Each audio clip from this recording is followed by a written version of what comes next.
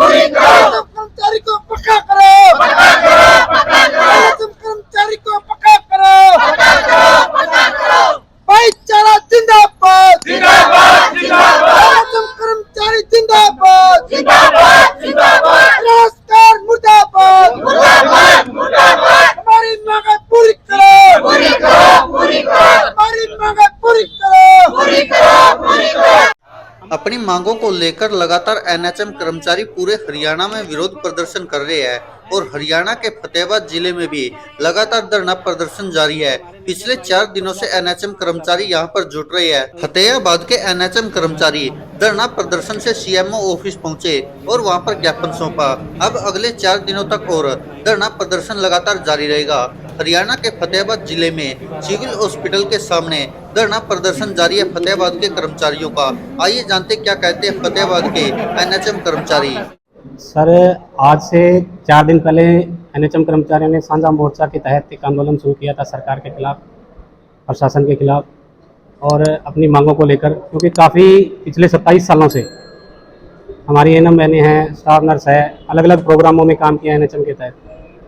आज तक उन्हें पक्के कर्मचारी का दर्जा नहीं मिला और 2 नवंबर 2021 को माननीय उस समय के मुख्यमंत्री ने 7वां वेतन आयोग की घोषणा की थी, जो आज तक अधिकारियों ने अमल में नहीं लेके आए हैं। और रही बात अन्य डिमांडों की, जैसे ग्रेजुएटी है, एलटीसी है, इन डिमांडों को लेकर आज सरकार के विरुद्ध हमारा आंदोलन चल रहा है, 4था दिन है। 4 दिन पहले हमने सूचना सरकार को की थी, वे हमारे आंदोलन कर रहे हैं। यदि सरकार हमारा कोई संज्ञान नहीं लेती है तो हम इस आंदोलन को आगे बढ़ाएंगे। आज हमने प्रदर्शन करते हुए, हमारे धरना स्थल से प्रदर्शन करते हुए सीएमओ को ज्ञापन सौंपा है और सरकार को आगाह किया है अगले 4 दिनों के लिए, 2 तारीख तक एक्सटेंड किया हमारा धरना। और यदि सरकार इन 4 दिनों में मान जाती है कर्मचारियों की सारी डिमांडें, जैसे सरकार एक रेगुलाइजेशन पॉलिसी लाने जा रही है, उसमें एनएचएम कर्मचारियों को शामिल कर ले। क्योंकि एक चीज़ है, सरकार हमें 7वां वेतन आयोग कैरियर दे देंगे, लेकिन सरकार के अधिकारी सरकार को गुमराह करना चाहते हैं, सरकार प्रशासन के कुछ नुमाइंदे उनको गुमराह करना चाहते हैं। और ओवरऑल देखा जाए तो 202 करोड़ की लायबिलिटी सरकार को बनती है 7th पे आयोग में, और यदि सरकार हमें रेगुलर करती है तो उसमें 212 करोड़ की लायबिलिटी बनती है। सिर्फ 10 करोड़ का फैसला एक साल में। एक साल में सरकार के लिए 10 करोड़ का कोई ज़्यादा सा प्रावधान नहीं रहता। और यदि सरकार हमें 7th पे देती है, एलटीसी देती है, ग्रेजुएटी देती है, ये चारों चीज देती है, तो सरकार को 215 करोड़ की लायबिलिटी बनती है, और रेगुलर करती है तो 212 करोड़ की लायबिलिटी बनती है। तो सरकार के अधिकारी और सरकार के जो प्रशासन में बैठे हैं, जो उच्च अधिकारी हैं, वो सरकार को सही तरीके से नहीं अवगत करवा रहे हैं। मैं तो सरकार से और अधिकारियों से यही कहूंगा, पिछले 27 सालों से हमारे एनएचएम के कर्मचारी कच्चे हैं। इनको एक स्वास्थ्य में रहते हुए भी स्वास्थ्य की सेवाओं का लाभ नहीं मिलता। यदि किसी के घर में कोई बीमारी आ जाता है तो उनको पेड देना पड़ता है, कोई भी समस्या हो जाए अपने पैसे से अपने घर वालों का इलाज कराना पड़ता है। तो ये सरकार एक स्वास्थ्य में 27 सालों से हमने अपनी जिंदगी का आधा, हमारी बहनों ने जिंदगी का आधा समय इस प्रशासन में, इस समाज सेवा में व्यतीत कर दिया है। लेकिन ये सरकार के जो नुमाइंदे हैं, ये नहीं समझते हैं कि हम पे क्या बीतती है जब हमारे घर में कोई बीमार होता है, हमारे घर में कोई आपदा आती है। हमारी बहनें 27, 35 साल जॉब करके रिटायरमेंट के लिए घर चली जाती है, उन्हें खाली हाथ घर जाना पड़ता है, उन्हें ग्रेजुएटी का प्रावधान नहीं है। और जो कि एक कानून है ग्रेजुएटी का, एक्ट 1972, जिसमें स्पेशल कहा गया है जिस संस्था में 10 कर्मचारी है उसको भी ग्रेजुएटी का लाभ मिलेगा।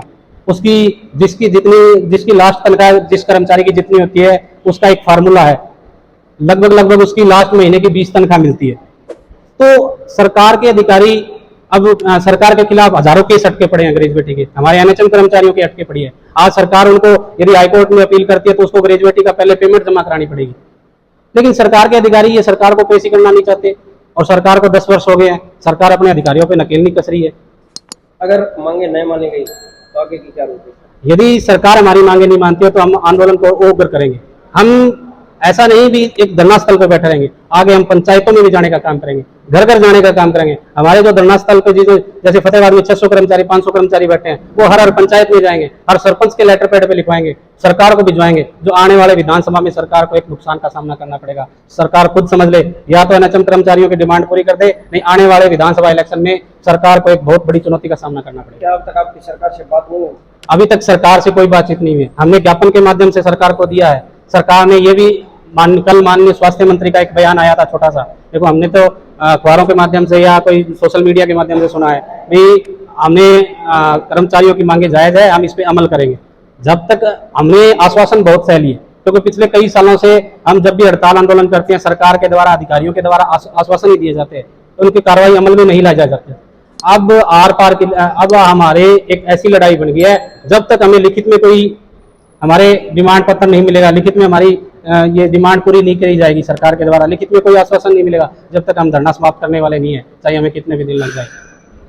दूसरा जो कर्मचारी संगठन है वो पिछले दिनों सीएम श्रेणी से मिला था करनाल में, तो उस समय आश्वासन दिया गया था, तो उसके बाद वार्ता भी हुई, तो वार्ता का क्या नतीजा रहा? हमारे जो कर्मचारी संगठन है, जिन्होंने हमारे एनएचएम कर्मचारियों ने ये आंदोलन किया था सीएम हाउस का घेराव, उसमें बुलावा आया था। उसमें एसीएस महोदय से दोनों संगठनों का बुलावा आया, दोनों संगठन गए, जिसने साझा मोर्चा बना रखा है। हम सारे बैठ के बातचीत की। सरकार के एसीएस अभी नए आए थे, उनको पता नहीं था या हमें नहीं पता क्या चीज़ है, लेकिन उन्होंने हमें ऐसे ही कहा कि मैं तो आपकी समस्याएं सुनने के लिए बैठा हूँ, मैं आपकी बात सरकार से करूँगा, मुख्यमंत्री जी से करूँगा, मेरे को पता नहीं है आपका क्या। एक सरकार का इतना बड़ा अधिकारी, इतना बड़ा आंदोलन हो गया, इतने ज्ञापन दिए जा रहे हैं बार बार 5-10 दिन में, फिर भी उनको नहीं पता है कि हमारी समस्याएं क्या हैं, हम 27 सालों से क्या कर रहे हैं, हमारी समस्याओं से अवगत ही नहीं है अधिकारी, तो सरकार को क्या आगाह कराएंगे।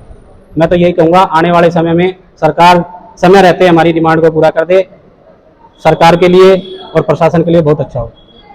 धन्यवाद जी। हम 27 साल से हेल्थ डिपार्टमेंट में काम कर रहे हैं और हमने बार बार धरना प्रदर्शन भी किए हैं, लेकिन उसके बाद में भी सरकार ने हमें पक्का नहीं किया है। और जब हम रेगुलर कर्मचारी जब रिटायर होते हैं तो वो हम देखते हैं भी ये कुछ साथ लेके जाते ही हैं, लेकिन हमें कुछ नहीं मिलेगा। हमारी बहनें, कुछ ऐसी बहनें हैं जो रिटायर हुई है और वो कुछ नहीं गई, खाली हाथ गई है।